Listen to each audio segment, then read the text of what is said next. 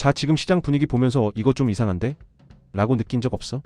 주식창을 보면 빨간색인데 마트 가서 장을 보면 한숨이 절로 나오지. 금리를 내린다고 발표해도 뭔가 마음 한구석이 찝찝한 그 기분, 그거 내 직감이 정확한 거야. 오늘 내가 가져온 이야기는 단순히 금리가 오른다 내린다 수준의 뻔한 정보가 아니야. 이건 정치가 경제를 집어삼킨 시대가 우리에게 보내는 아주 무서운 경고거든. 요즘 경제 전문가들이 자꾸 1970년대 이야기를 꺼내고 있어. 닉슨 대통령 시대의 악몽이 재현될 수도 있다는 거지. 당시 상황을 리얼하게 한번 들어볼래? 닉슨은 자기 친구였던 아서 번스를 연준 의장에 앉혔어. 독립성이 생명인 중앙은행 수장을 자기 사람으로 채운 거지. 그리고 대놓고 압박을 넣었어. 나 선거 이겨야 되니까 무조건 금리 내려. 경제 펌핑해. 라고 말이야. 그 결과가 어땠을까? 미국 경제는 그야말로 인플레이션이라는 불지옥에 빠졌어. 물가가 미친 듯이 뛰니까 닉슨이 1971년에 어떤 사고를 치는지 알아? 가격을 강제로 묶어버리는 임금 및 물가 동결이라는 초강수를 뒀어. 90일 동안 가격 올리는 놈들은 다 잡아넣겠다고 엄포를 놓은 거지. 당장은 물가가 잡히는 것 같았지. 근데 이게 웬걸? 동결이 풀리자마자 억눌렸던 물가가 스프링처럼 튀어올라서 미국인들의 삶을 통째로 박살냈어. 자, 지금 트럼프 2.0 시대를 맞이한 2026년, 뭔가 소름 돋는 데자비가 느껴지지 않아? 트럼프 대통령은 대놓고 금리 인하를 요구하고 있어. 하지만 여기서 우리가 놓치고 있는 진짜 치명적인 반전이 하나 있어. 시장은 지금 금리 내리면 무조건 호재라고 착각하고 있는데 사실 이건 독이 든 성배일 수도 있거든. 지금부터 2026년 연준이 숨기고 있는 숫자와 그 뒤에 정치적 음모를 낱낱이 파헤쳐줄게. 끝까지 안 보면 정말 큰 코 다칠 거야. 자, 본격적으로 들어가기 전에 아주 흥미로운 퀴즈 하나 낼게. 머릿속으로 딱 3초만 고민해봐. A 케이스는 내 월급이 10% 올랐어. 근데 물가도 같이 10% 올랐네. B 케이스는 내 월급은 하나도 안 올랐어. 대신 물가도 0% 그대로야. 실질적으로 내 주머니 사정은 둘 다 똑같지. 근데 사람들은 압도적으로 어떤 걸 좋아할까? 정답은 A야. 이걸 전 재무장관 제닛 옐런도 인정했어. 인간은 물가 상승률을 빼고 생각하기보다 일단 내 눈앞에 찍히는 명목 숫자의 크기에 본능적으로 열광한다는 거야. 내 통장에 찍힌 숫자가 커지면 내가 부자가 된 것 같은 착각에 빠지는 거지. 정부와 정치인들은 인간의 이 본능적인 약점을 너무나 잘 알아. 정치인들한테 가장 중요한 게 뭐야? 당장 내 눈앞에 보이는 숫자, 즉 성장률이야. 자, 여러분, 내 덕분에 경제가 이만큼 커졌습니다. 라고 생색내기. 가장 좋은 도구가 바로 금리 인하를 통한 단기 부양이야. 돈을 마구 풀어서 일단 숫자를 키워놓는 거지. 그런데 여기서 큰 문제가 생겨. 미국 중앙은행 패드는 원래 뭐 하는 곳이야? 정치인의 입맛에 맞추는 곳이 아니라 물가 안정이라는 파수꾼 역할을 해야 하는 곳이야. 근데 지금 구도를 봐. 정부는 선거 이겨야 하니까 성장 원하고, 대중은 내 통장 숫자 커지는 거 좋아해. 중앙은행 물가 잡으려고 고통스러운 금리 인상 고민하지. 2대1의 싸움이지. 이 싸움에서 중앙은행이 정당한 독립성을 잃고 밀리기 시작하면 어떻게 될까? 가까운 역사인 2021년을 기억해봐. 코로나 이후 물가가 고개를 드는데도 파월 의장은 일시적이야 트랜저토리라며 금리 인상을 미뤘어. 왜? 정치적 압박과 성장에 대한 대중의 욕구가 너무 강했거든. 결과는?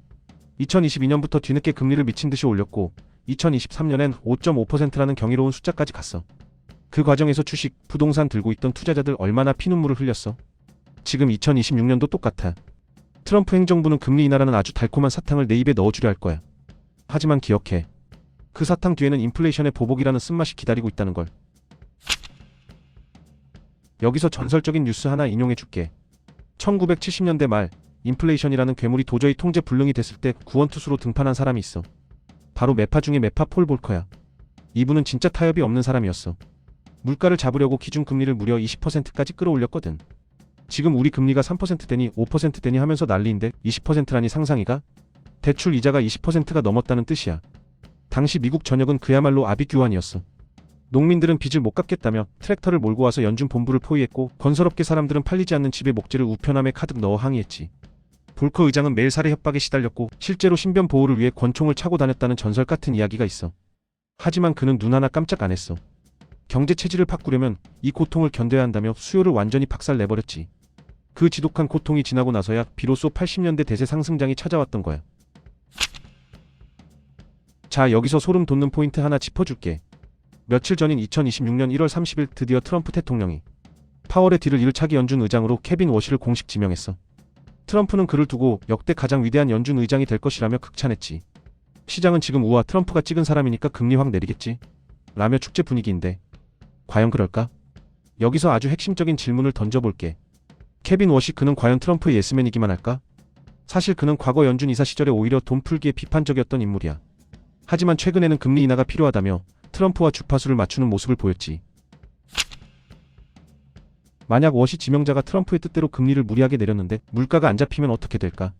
트럼프 대통령은 관세를 세상에서 가장 아름다운 단어라고 불러. 근데 관세는 결국 물가를 올리는 주범이잖아. 관세로 물가는 오르는데 금리까지 내려버린다. 이건 1970년대 닉슨의 악몽을 2026년에 최신판으로 재상영하는 꼴이야. 트럼프 대통령이 바보일까? 절대 아니지. 그는 바이든이 왜 쫓겨났는지 정확히 알고 있어. 성장이 나빠서가 아니라 마트 물가를 못 잡아서야. 그래서 트럼프는 지금 케빈 워시라는 카드를 통해 금리 인하를 압박하면서도 동시에 물가라는 귀신을 잠재워야 하는 위험한 줄타기를 시작한 거야. 이 고도의 심리전과 인사 배치의 이면을 읽어내는 사람만이 이번 2026년 대격변에서 살아남을 수 있어. 자, 이제 좀 더 깊게 들어가 보자. 지금 우리가 느끼는 불안함의 실체, 바로 성장의 양극화야. 요즘 경제 기사 보면 미국 경제 탄탄하다, 역대급 성장이다 이런 말 많이 들리지? 근데 왜 너와 내 주변 사람들은 죽겠다, 살기 힘들다라고 할까? 그게 바로 K자 성장 때문이야. 이게 무슨 뜻이냐면 성장이라는 과실이 알파벳 K의 윗선처럼 위로 쭉 뻗어가는 쪽이 있고 아랫선처럼 밑으로 처박히는 쪽으로 나뉜다는 거야. 예를 들어볼까? 지금 AI 반도체 빅테크 기업들, 그들은 역대급 돈잔치를 하고 있어. 엔비디아 주식 가진 사람들은 축제 중이지. 이게 K의 윗길이야. 반면에 내수시장에서 장사하는 자영업자나 월급이 물가 상승률을 못 따라가는 평범한 직장인들은 어때? 그들은 K의 아랫길로 가고 있어. 재미있는 예시 하나 더 들어줄게. 지금 미국에서 명품 소비나 해외여행 수요는 여전히 폭발적이야. 비행기 1등석은 자리가 없어서 못 팔 정도지. 근데 동시에 달러 트리 같은 저가 할인점의 매출도 폭등하고 있어. 중간이 사라진 거야. 이게 왜 위험하냐고? 금리를 내리면 윗길에 있는 사람들은 더 큰 자산 수익을 얻어. 근데 그로 인해 발생하는 물가 상승의 고통은 아랫길에 있는 서민들이 오롯이 다 뒤집어 쓰게 돼. 부자는 사과 한 알이 10,000원이 돼도 큰 타격이 없지만 서민한테는 그게 생존의 위협이거든. 2026년 연준이 금리 인하를 망설이는 진짜 속사정은 바로 이 사회적 갈등의 폭발을 두려워하기 때문이야. 금리를 너무 내리면 부자들만 더 부자로 만들고 서민들의 삶은 인플레이션으로 초토화될 수 있거든. 이건 단순한 경제 문제가 아니라 정치적 자살행위니까. 이제 우리 지갑 이야기로 돌아와 보자. 우리가 왜 미국 연준의 금리에 집착해야 할까?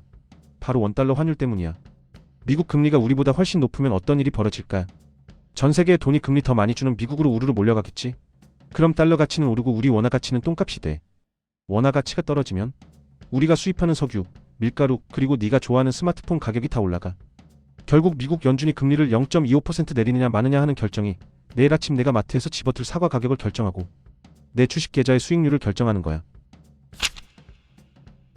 결론을 내줄게. 2026년 연준은 우리 생각처럼 금리를 시원시원하게 내리지 못할 거야. 트럼프의 압박은 거세겠지만 물가라는 귀신이 뒤에서 눈을 부라리고 있거든. 그러니까 이제는 금리 인하는 무조건 주가 상승이라는 초등학생 같은 공식에서 벗어나야 해. 오히려 금리 인하 속도가 기대보다 느려질 때 시장이 느낄 배신감과 충격에 대비해야 하지. 지금은 공격적으로 베팅할 때가 아니라 현금 비중을 확보하면서 인플레이션에도 버틸 수 있는 실질 자산에 관심을 가져야 할 때야. 자, 오늘 긴 시간 동안 2026년의 복잡한 경제 흐름을 짚어봤는데 어땠어? 세상이 참 혼란스러워 보이지? 하지만 기억해. 진실은 항상 차가운 숫자 뒤에 숨어 있고 진짜 돈을 버는 재미는 그 숫자를 남들과 다르게 해석하는 데서 오는 거야. 지금 이 상황이 누군가에게는 전 재산을 날리는 파산의 위기겠지만 오늘 나랑 같이 흐름을 읽은 너에게는 인생의 판을 바꿀 거대한 기회가 될 거야. 남들이 금리 인하라는 사탕에 취해 있을 때 너는 그 뒤에 인플레이션 부메랑을 피할 준비를 해야 해. 이 위기를 진짜 기회로 만들고 싶다면 구독과 좋아요 눌러줘. 머니무브 나우에서 앞으로도 돈의 흐름, 시장의 숨은 시나리오, 그리고 내 소중한 지갑을 지키는 법까지 가장 빠르고 명확하게 정리해줄게.